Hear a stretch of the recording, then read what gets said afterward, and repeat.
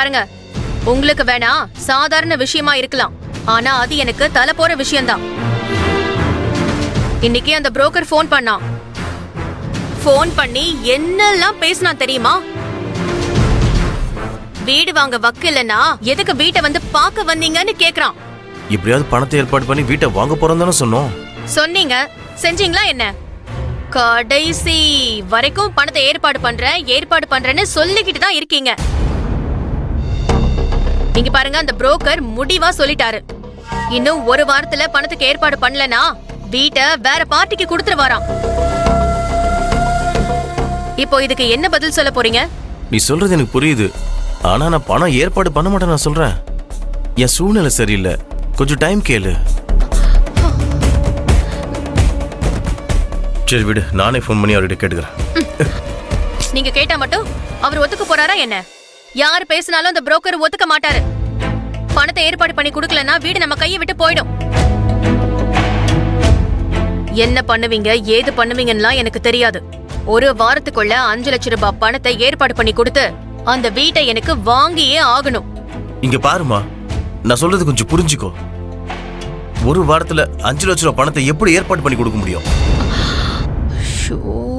இங்க பாரு ரத்னா, நான் சொல்றேன்னு தப்பா நினைக்காத. அந்த வீடு போனா போகட்டும். அதே மாதிரி வேற வாங்கி தருவீங்க? நான் 60 வயசு கிழவியானதுக்கு அப்புறமா நீங்க நடந்துக்கிறது பேசுறது எல்லாத்தையும் பார்த்தா கடைசி வரைக்கும் நான் ஆசைப்பட்டது எனக்கு எதுவுமே கிடைக்காது போல இருக்கு. இது பாருங்க, தேவைப்படும் போதுதான் எல்லாமே கிடைக்கணும். பணம் கிடைச்சா எப்ப வேணாலும் யார் வேணாலும் எதை வேணாலும் வாங்கலாம். ஆனா வாங்குற வயசுல வாங்கினாதானே அதுக்கு ஒரு மதிப்பு மரியாதை எல்லாமே இருக்கு. நான் ஆசைப்பட்டது எல்லாத்தையும் வாங்கி வாழ்ந்து நான் அனுபவிக்கணுங்க. இது எல்லாத்தையும் நீங்க நிறைவேற்றுவீங்கன்னு தானே உங்களை காதலிச்சு கல்யாணம் பண்ணிக்கிட்டேன். உங்களை நம்பினதுக்கு எனக்கு இதுவும் வேணும், இன்னமும் வேணும். என்ன பேசிக்கிட்டு இருக்க? என்னால முடியவே முடியாதுன்ற மாதிரி பேசிட்டு இருக்க. நான் வாங்கி தர மாட்டேன் நான் சொல்றேன். இந்த வீடு இல்லனா வேற வீடு வாங்கி தரேன்னு சொல்றேன். இன்னும் கொஞ்ச நாள் ஆகட்டும் தானே சொல்றேன். இன்னைக்கு நாளைக்கு இந்த வாரம் அடுத்த வாரம் இந்த மாசம் அடுத்த மாசம்னு வருஷத்தை கடத்திக்கிட்டே இருக்கீங்க. இனிமேல நல்ல பொறுத்துக்க முடியாது. எனக்கு அந்த வீடு வேணும். நான் ஆசைப்பட்ட வீடு அதுதான். அதை என்னால மாத்திக்கவே முடியாது. உங்களை போய் நம்பின பாருங்களேன், அது எல்லாமே தப்பு.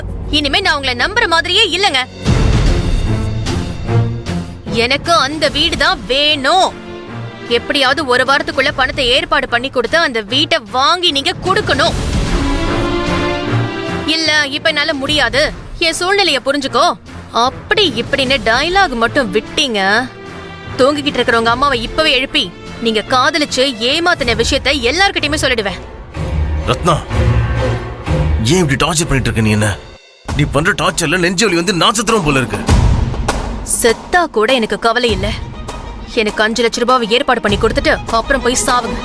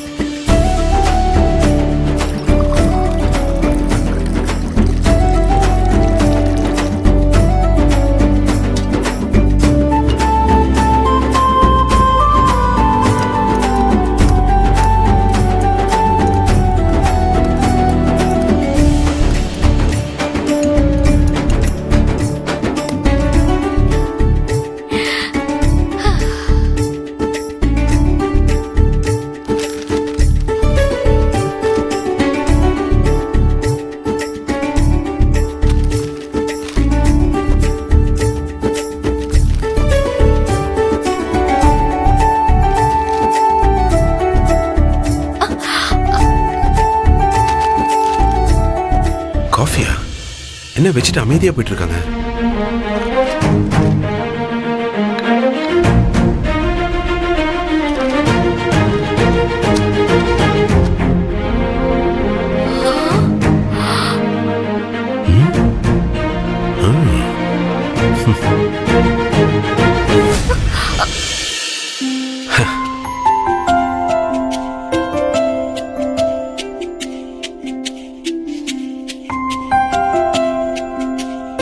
ரொம்ப நல்லா இருக்கே.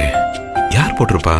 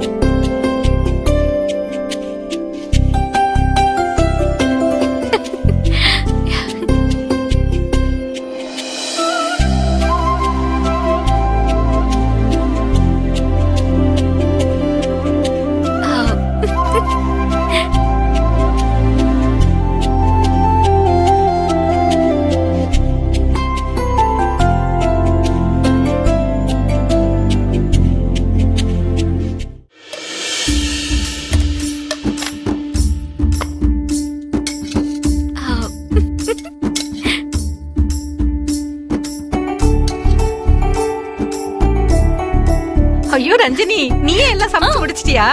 தள்ளு. இரு இரு, நான் டேஸ்ட் பாக்குறேன். வாசனையே நல்லா இருக்கு.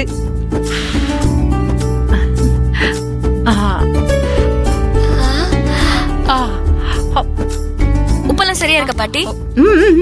சூப்பர் சூப்பரா இருக்கு. உன் அப்பா சாப்பிட்டுட்டு பாராட்டுவான். உனக்கு சந்தோஷமா? பாட்டி, நான் உங்க பேத்திங்கிறத ப்ரூவ் பண்ணிட்டு பாத்தீங்களா? இனிமே நம்ம வீட்ல எப்பவுமே நான் தான் சமைப்பேன். செல்லம். சரி சரி, எல்லாத்தையும் எடுத்து வச்சிரு. ஆ. ஏய், உங்க அம்மா வரா. அவ வந்து பாக்குறதுக்குள்ள எல்லாத்தையும் எடுத்து வச்சிரு. நான் சரி, சரி, போறேன். போங்க போங்க.